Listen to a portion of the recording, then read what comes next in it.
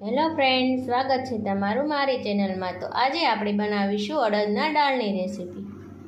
આમ પણ ચોમાસામાં વરસતા વરસાદમાં અડદની દાળ અને બાજરાના રોટલા ખાવાની મજા જ કંઈક અલગ હોય છે।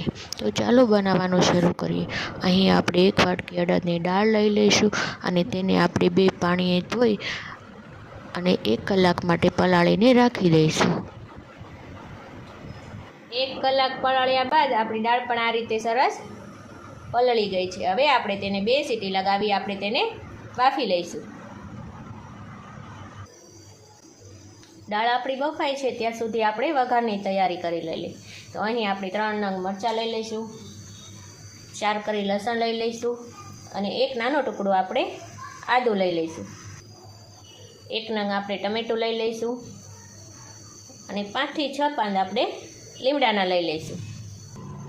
ત્યારબાદ આપણે આદુ મરચાં અને લસણને આપણે પેસ્ટ બનાવી લઈશું અને ટમેટાને આપણે સુધારી લઈશું। 2 સીટી થઈ ગયા બાદ આપણી દાળ પણ આ રીતે સરસ બફાઈ ગઈ છે।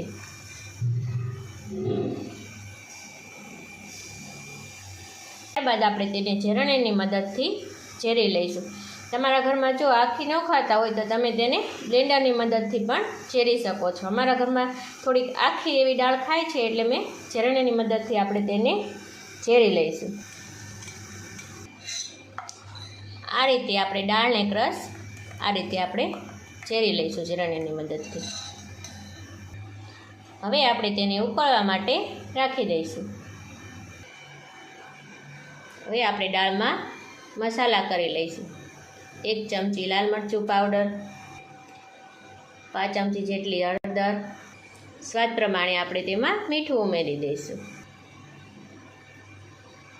ત્યારબાદ આ રીતે બધું બરાબર મિક્સ કરી આપણે તેને ઉકાળી લઈશું। અહીં આપણે દાળમાં આપણે ગરમ પાણી ઉમેરી દઈશું। જે પ્રમાણે આપણે જાડી પતલી રાખવી હોય એ પ્રમાણે આપણે ઉમેરીશું। હવે આપણી દાળ પણ સરસ રીતે ઉકળી ગઈ છે। હવે આપણે દાળને વઘારી લઈશું। અહીં વઘાર માટે આપણે 1 ચમચા જેટલું તેલ ઉમેરીશું। તેલ આપણું સરસ રીતે ગરમ થઈ જાય ત્યારબાદ આપણે તેમાં રાઈ ઉમેરી દઈશું। ત્યારબાદ આપણે તેમાં જીરું ઉમેરી દઈશું। ત્યારબાદ આપણે તેમાં મીઠા લીમડાના પાન ઉમેરી દઈશું। ત્યારબાદ આપણે તેમાં હિંગ ઉમેરી દઈશું।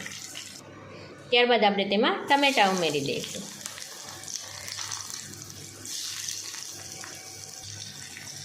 ત્યારબાદ આપણે આદુ મરચાંની પેસ્ટ તૈયાર કરી હતી એ પણ તેમાં ઉમેરી દઈશું।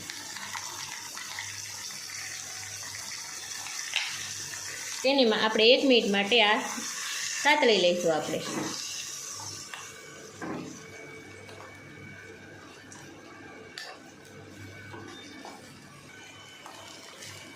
ટમેટાં અને આદુ મરચાંની પેસ્ટ પણ આપણી સરસ રીતે સતળાઈ ગઈ છે।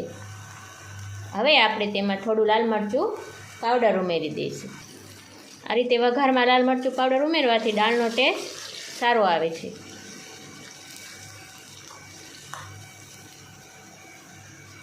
હવે આપણે તેમાં દાળ ઉમેરી દઈશું।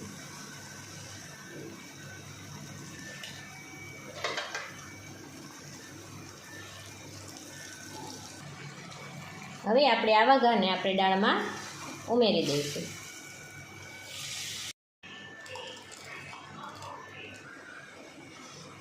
હવે આપણે દાળને 5 મિનિટ માટે ઉકાળી લઈશું।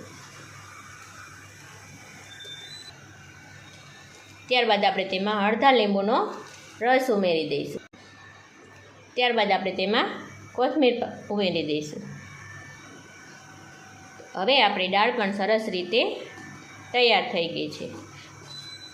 હવે આપણે તેને સર્વિંગ પ્લેટમાં આપણે કાઢી લઈશું।